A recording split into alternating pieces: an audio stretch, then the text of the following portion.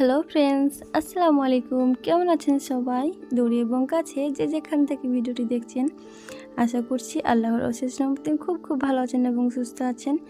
আমিও আলহামদুলিল্লাহ আল্লাহর অশেষ রহমতে খুবই ভালো আছি। তো এই যে দেখছেন বন্ধুরা, এখানে আমি ভাত নিয়ে বসে পড়েছি। তো এটা হচ্ছে সন্ধ্যাবেলা। তো ইফতার করার পর নামাজ পড়ে এখানে আমি ভাত রান্না করেছিলাম। তো এখানে ভাত খাচ্ছি আর ওখানে বাবুকে তো পড়তে বসিয়েছিলাম। তো আমি পড়ার মাঝে আমি ভাত আনতে গেছিলাম। তো এই যে পড়া বন্ধ করে বসে আছে। তো আমি এখন বললাম ঠিক আছে, তুমি খাওয়া দাওয়াটা করে নাও, তাহলে আমার সাথে দিয়ে আবার পড়া করবা। তো এই যে ওকে আমি ভাত খাইয়ে দিচ্ছিলাম। তো এখানে আমি গরম ভাত এবং গরম আলু ভর্তা, একদম কাঁচা পেঁয়াজ দিয়ে আলু ভর্তাটা করেছি। একটা ডিম পোচ করেছি, আচার এবং লেবু নিয়েছি আজকে, আর একটা কাঁচা লঙ্কা নিয়েছি। তো বাবুকে আগে খাইয়ে দিলাম আলু ভর্তা এবং ডিম দিয়ে। ও যেহেতু লেবু দেওয়া খাবে না, তাই তো ওকে খাওয়া দাওয়া শেষ, বাবুকে খাইয়ে দিয়েছি। এবার আমি খাওয়া দাওয়াটা করে নেব, তাই আমি লেবু মাখিয়ে নিলাম। তো গরম ভাতে লেবু কিংবা ঘি মাখালে অনেক ভালো লাগে। তো এইভাবে করে আমাকে আলু ভর্তা, লেবু কিংবা ঘি, কাঁচা লঙ্কা আমাকে ভীষণই ভালো লাগে। তাই এই যে আমি এভাবে করে গরম ভাত আলু ভর্তা দিয়ে লেবু দিয়ে খেয়ে নিচ্ছি। তার সঙ্গে একটা তো ডিম পোচ করে নিয়েছি, যেহেতু রমজান মাস সারাদিন না খাওয়া। তো খাবারের পাতে একটা করে ডিম থাকা অত্যন্ত জরুরি। মানে প্রোটিনের যে ঘাটতিটা থাকে ডিমে, অনেকটাই মানে প্রোটিন থাকে, যেগুলো অনেক কিছু খাবার সবসময় প্রতিদিনের রুটিনে রাখা উচিত।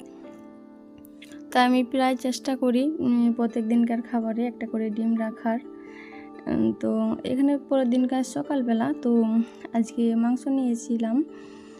তো আমি এখানে আদা রসুনটা অনেকটাই করে করে নিয়েছি, বেটে নিয়ে আসবো, এবার ছিলে নিয়েছিলাম। যেহেতু কাঁচা রসুনগুলো কাঁচা ছিল, তাই আমি খোসা ছিলে আমি ভালোভাবে খোসা ওঠেনি, তো আমি পানিতে ভিজে রেখেছিলাম, যেহেতু একটু হাতে ডলিয়ে দিলে উঠে যাবে তাই।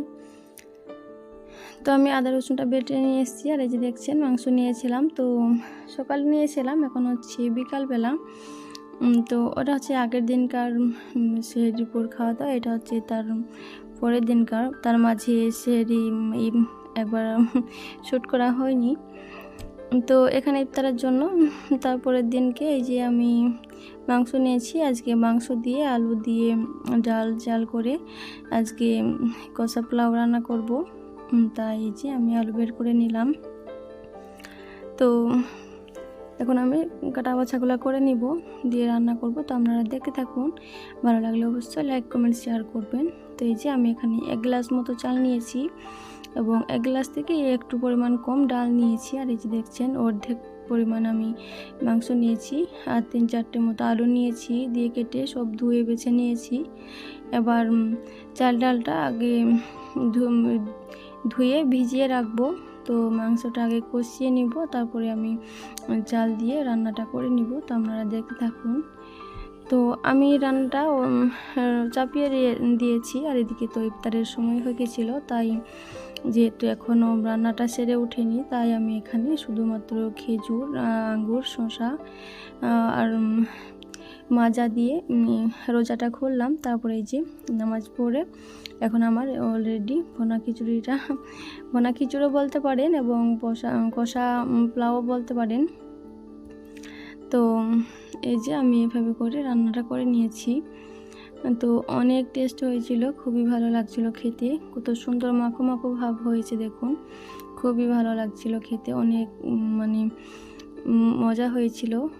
তো এখন আমি খাওয়া দাওয়াটা করে নিব আর আমার বাবুকেও খাইয়ে দেব।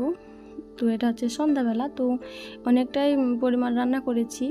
তো আমার শাশুড়িদেরকেও দিয়েছিলাম, তাও রয়ে গেছিলো। তো আমি সেহরিতেও খেয়েছিলাম এটাই, আর সেহরিতে ভাত রান্না করিনি।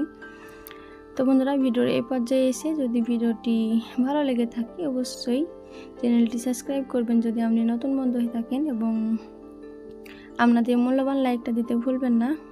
আপনারা অনেকে ভিডিও দেখেন, কমেন্ট করেন, কিন্তু লাইক দিতে ভুলে যান। প্লিজ এই ভুলটা করবেন না, অবশ্যই একটা লাইক করে দিয়েন। তো এই যে আমি ঘরের মধ্যে চলে আসলাম। তো এখানে আমি বাবু আমি খাওয়া দাওয়া করছিলাম। তো বন্ধুরা ভালো থাকবেন, সুস্থ থাকবেন। আজকে এখানে বিদায় নিচ্ছি। আল্লাহ হাফিজ। Thank you for watching.